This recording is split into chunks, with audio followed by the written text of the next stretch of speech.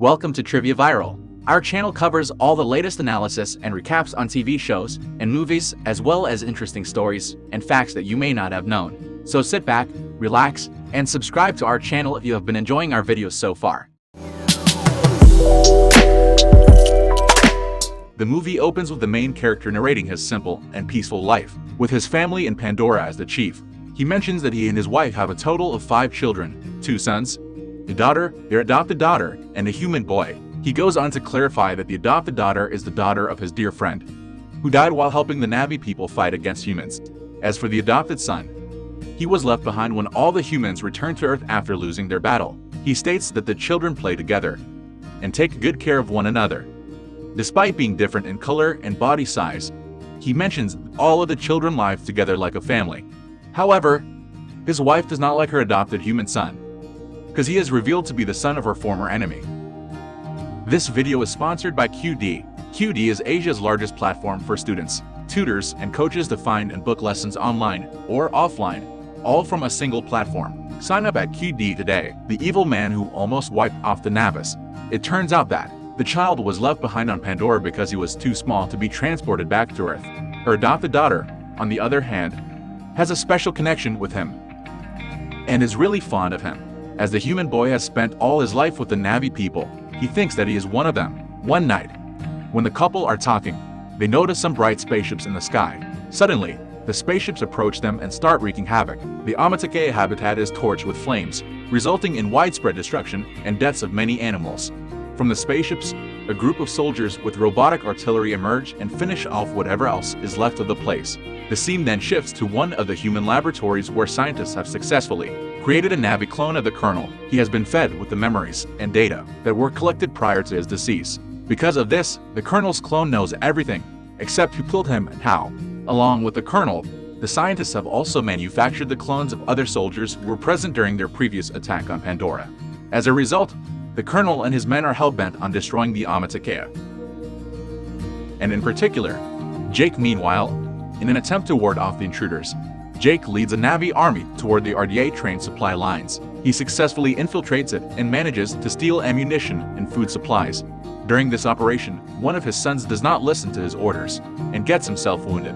Soon, he arrives at the forest along with his other companions. Unfortunately, Jake's children are also playing around in the same forest. Right then, the Colonel looks around their previous battlefield and discovers his robotic suit with his remains still inside. All this is observed by one of the main character's sons, and he immediately contacts his father with the help of a voice transmitter around his neck. He listens to this and suggests his son to stay away from them and leave the place quietly. The couple then fly toward the forest to check on their children's safety. Sadly, when the family tries to flee, the children are captured by the humans. The Colonel takes a closer look at their fingers and gets to know that they are his arch-rival's children.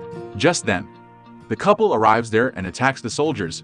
They manage to free most of their children, but not their human son. The boy is unfortunately taken away by the evil humans. Later, when the Colonel asks for his name, he quickly understands that he is his son, back in Omaticaya. The main character approaches his wife and suggests that they leave the place and head towards the eastern seaboard. He is worried about their son revealing their location to the Colonel and his people. He also tells her that until he is there with the tribe, the humans will keep attacking them as he is the one who killed the former Colonel in the first place. She doesn't want to leave her beautiful home, but she knows whatever her husband is saying is true.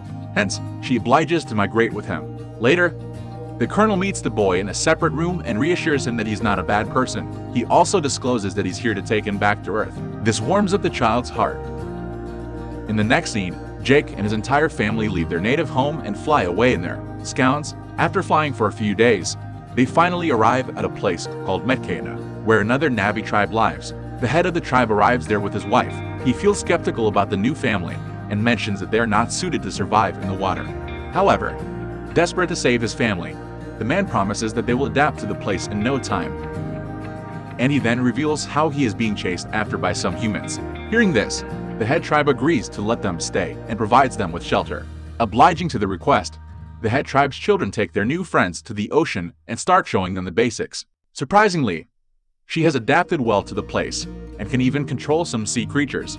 A while later, when the child is fishing, a large predator swims at him rapidly. Terrified, he looks around for help, but fails to find anyone. But just then, a humongous creature comes to the rescue. After some time, the child reunites with his brother and friends and explains how Payakan saved his life. To his surprise, no one believes him. Instead, they reveal that Payakan is a monster, and that's why it is abandoned by the other Tulkuns. On the other hand, the human boy briefs the colonel about some Navi culture, takes him to the Hallelujah Mountain to select the scout for him. At first, the colonel struggles, but soon, he gets the hang of it and flies it around. Shortly after, he also gets information about the family's possible location and heads towards the Omaticaya reef with his army. On arriving, he confronts some water Navis and inquires if they know Jake.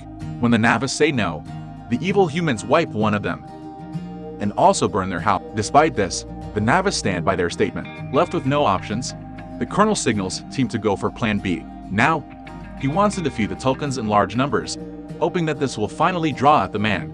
Soon, some hunters start chasing after the sea monsters. They strike numerous trackers in them and render them unconscious. In a heartbreaking scene, we can see a mother Tulkun brutally laid to save her, while her offspring lays by her in shock.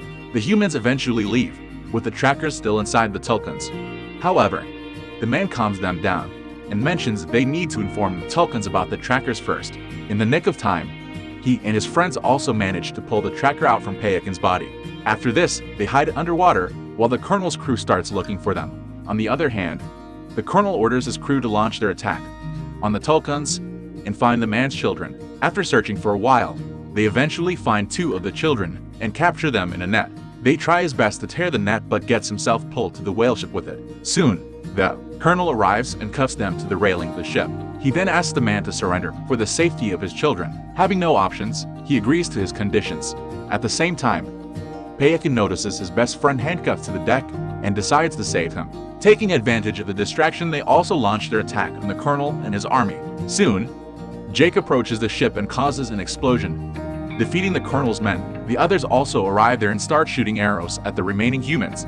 Meanwhile, the father finds his little daughter and frees her, but at the same time, the colonel also shows up. This time, the arch-rivals fight each other in an old-fashioned fistfight. In the end, it is our hero, Jake, who prevails.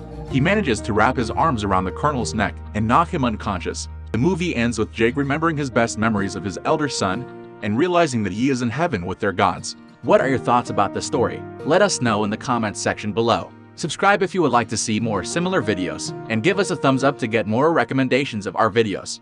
Be the first to watch the latest videos by clicking the bell icon. See you on the next video.